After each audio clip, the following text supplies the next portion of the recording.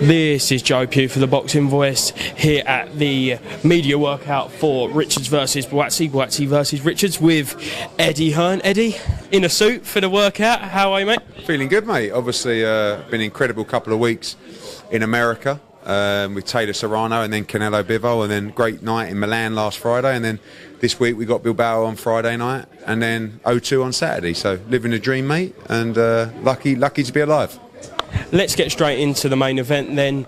It's kind of been built as Buatsi, the promoter's guy. He's been given it all since the Olympics, that bronze medal, and Craig's done it the hard way. He lost to Buglioni, he beat Jake Bull, and then he had the close fight with Bivol. Been in some great fights. How do you see the fight? I think that was a point that Craig Richards made in the head-to-head, wasn't it? You know, and when fighters get given an easier route, it's because of what they've achieved in the amateurs. Joshua Buatsi was an outstanding amateur, won bronze in the Olympics, so obviously got the opportunity to sign that deal. Craig Richards had to do it the hard way. You know, sometimes he boxed on small hall shows. He jumped in against Frank Buglioni on a week's notice. He boxed Dimitri Bivol. You know, he also had to go and box Shakan Pitters on an away card and stopped him there. So he wanted to make that clear, and a lot of people in boxing see this as a 50-50 fight, and I do as well. You know, I think Craig Richards is a great fighter. If he believes in himself, which maybe he could have done a bit more in his career, particularly in the Bivol fight, then he has a great chance in this fight. But Buatsi is also a very special talent, great fighter, and I think he's just a tremendous domestic tussle. This is obviously headlining the O2. You've spoke about another O2 card in the coming months, potentially with Conor Benn or Derek Chisora. Is there any updates on who that might be? Yeah, I think in the next couple of days we'll have an announcement on that. You know, we're working on big fights for both of those, and you should hear soon who will be going on what date. I'm hearing a lot of rumours from Derek Chisora, who his opponent is. I won't mention it on camera, but it's a great fight, and if it comes off, the crowd will be rocking. Is that the case? Yeah, there's a few guys in the mix. I think the one you're probably talking about is Kanaki. He's definitely a guy that we'd love to make a fight with. You know, that's just a complete war. And you saw when Sislak boxed Akoli, the Polish support in London was incredible. So there's other fighters that we're looking at as well, but that's definitely a fight we'd love to make. And when it comes to Conor Benn, I saw Amir Khan said you might be holding Conor Benn back. What did you make of those comments when it comes to his opponent? I think I am holding Conor Benn back, because if it was up to Conor Benn, he'd be fighting Terence Crawford or Boots Ennis next. I'm just trying to make sure that we work with his team and Tony Sims on getting him the right fights at the right time.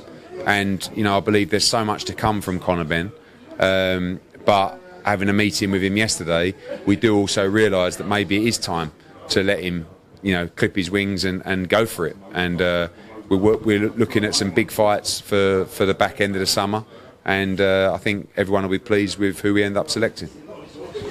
Going back to obviously Vegas a couple of weeks ago now, Dimitri Bivol shock win over Canelo. We've kind of got two options: Triple G trilogy fight or Canelo rematch. At this point, what is your gut telling you which the fight will happen? He's definitely going to rematch Dimitri Bivol. It's just a case of when. You know, if he chooses to fight Gennady Golovkin in September, then he'll rematch Dimitri Bivol in May. But I think, you know, he's hurting at the moment, and I know he wants that rematch. But the Gennady Golovkin fight is a massive fight, and it's probably this is the only chance to make that fight now. So that's very tempting. And again, we're looking to confirm what Canelo Alvarez will do in the next 2 weeks. What do you make of Oscar De La Hoya's comments on him saying you don't know your boxing, the promoters don't know their boxing because you pushed Bivol into Canelo? Well, I think to think that Canelo Alvarez will let me make the decisions on his career is a bit naive of Oscar De La Hoya. Oscar De La Hoya says a lot, but, you know, I mean, the greatest sort of lesson you can learn from those comments is, you know, don't do drugs, kids. I think that's like the basis of those. But Oscar De La Hoya was a tremendous fighter, and he does know. He definitely knows more about boxing than me. But I do not have any say as to who Canelo Alvarez fights. Him and Eddie Reynoso will choose the fights. He was a big favourite against Dimitri Bivol and got beat. It's boxing. But what do you want? You want a champion not to take any tough tests? I mean, we should be applauding and championing Canelo and Alvarez for continuously wanting to test himself outside of his comfort zone. In the States, why do you think like you can work with the likes of Jake Paul but not kind of the more established boxing names, Leonard Ellerby? They're the ones they've become. Boxing makes you a bad person, you know, like the business of boxing, and that's why I don't want to stay in it forever. Because at the moment I'm having fun, I'm winding people up, I'm enjoying myself. But I look at all these people, like grown men, like arguing with people on Twitter, losing their rag in press conferences or in interviews, watching their blood pressure just go out of control. And I don't want to become one of those people. Jake Paul's he's not been around long enough. He was great to work with, doesn't he? Like, that's a good example. Probably doesn't like me. But we just said, let's make this show as big as possible. And it was a huge success. So, you know, I don't lose too much sleep over it. But it's not a great industry to work in. And finally, AJ Usyk 2, looking like July 23rd. You said Middle East. Is it Saudi the front runner? Yeah, there's certainly one site in particular that's been aggressive, and you know, July 23rd is definitely a date we're looking at. It's only 9 weeks, so next week you'll be getting an announcement on AJ Usyk.